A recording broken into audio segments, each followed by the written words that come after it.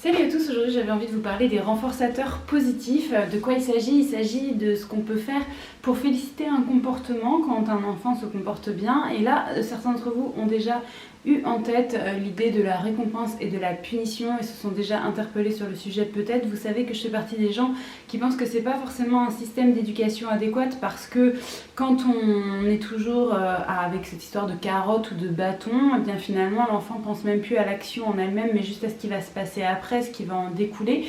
Moi je suis plus dans l'idée de sensibiliser les enfants à ce pourquoi on fait les choses et d'essayer qu'ils comprennent ce pourquoi ils font telle ou telle chose. Je suis vraiment pas dans l'idée de se dire qu'il faut toujours avoir une finalité derrière.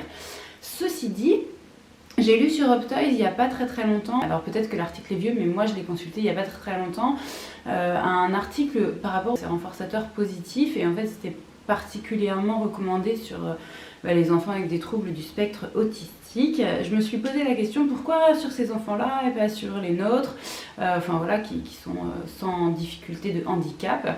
Et je me suis dit quand même, en vrai, dans la vie quotidienne de parents, vous le savez si vous êtes parents, on utilise des renforçateurs positifs ou des renforçateurs négatifs d'ailleurs, la plupart du temps des renforçateurs négatifs, parce qu'en fait on agit différemment en fonction de la façon dont notre enfant agit, et en fait ça c'est tout à fait normal, c'est-à-dire que dans la vie de manière générale, que ce soit avec les enfants ou avec n'importe qui, on va pas se comporter de la même façon en fonction de ce qui est fait en face.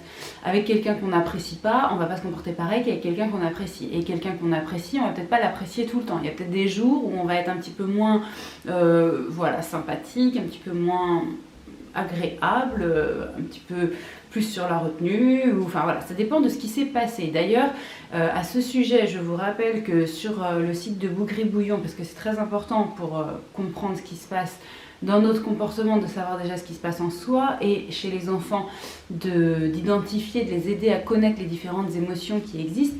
Donc sur le site de Bougribouillon, qui est une illustratrice que j'aime bien, il y a ce petit coffret sur les émotions, et qui nous permet de dire, par carte, ce qu'on peut ressentir, quand parfois on ne sait pas trop. Et là je vous montre juste des émotions plutôt positives.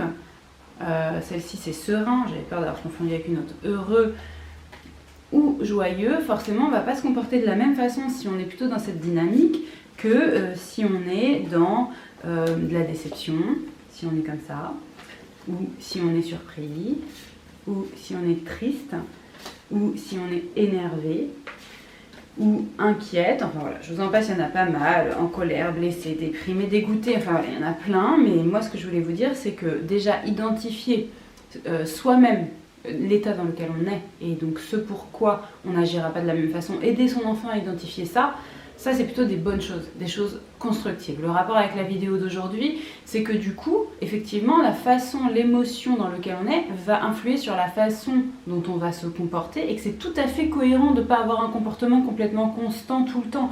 On ne peut pas, quoi qu'il se passe en face, être toujours complètement lisse comme ça. Ce serait pas adéquat, ce serait pas non plus constructif, donc c'est logique d'avoir des choses qui varient dans nos réponses à nos enfants.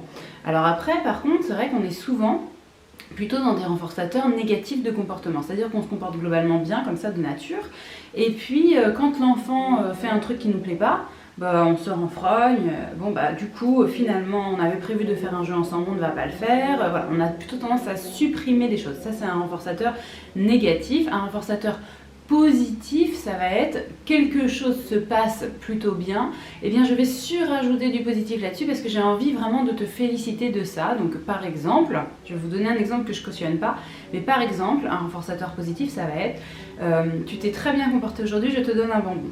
Alors pourquoi je le cautionne pas? Parce que je trouve que l'alimentation de manière générale c'est pas forcément quelque chose à inclure au comportement, c'est-à-dire que je pense que si un comportement est positif ou négatif, ça n'influe pas sur la façon dont l'enfant doit s'alimenter. L'enfant doit de toute façon bien s'alimenter, et ça fait partie de notre rôle de parents de vérifier qu'il s'alimente bien.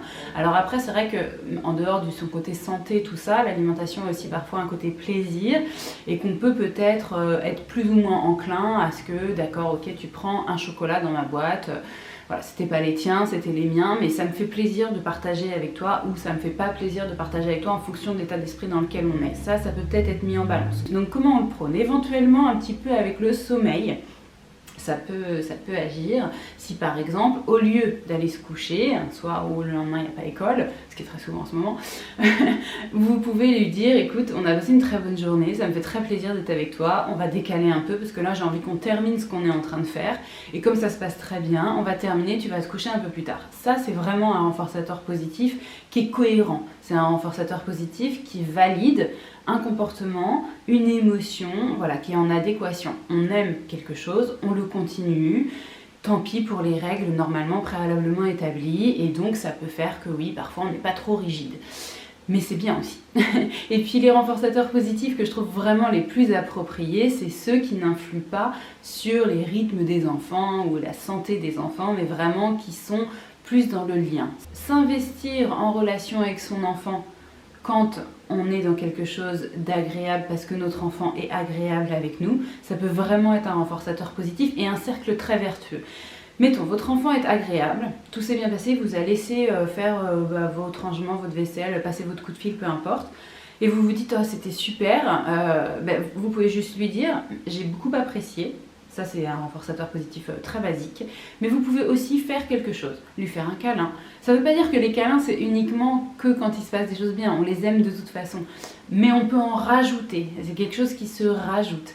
Ou prendre le temps de lire une histoire ou de faire un jeu. Enfin voilà, de faire quelque chose dans notre comportement qui permet à l'enfant d'être valorisé encore plus dans ce comportement. Et en fait, de partir dans des choses comme ça, de plus en plus nourrissantes pour lui, ça va aussi éventuellement lui donner envie de nous nourrir de la même façon dans une énergie positive, et je pense que ça sera beaucoup plus constructif c'est mieux, que de dire je suis pas content, etc. Même si on a tout à fait le droit aussi de dire je suis pas content, mais à mon sens, il faut essayer, et je dis pas que c'est facile parce que personnellement j'ai beaucoup de mal. Mais bon, voilà, je suis pas là pour donner des leçons, juste pour partager des réflexions, et j'avais envie de vous partager celle-ci.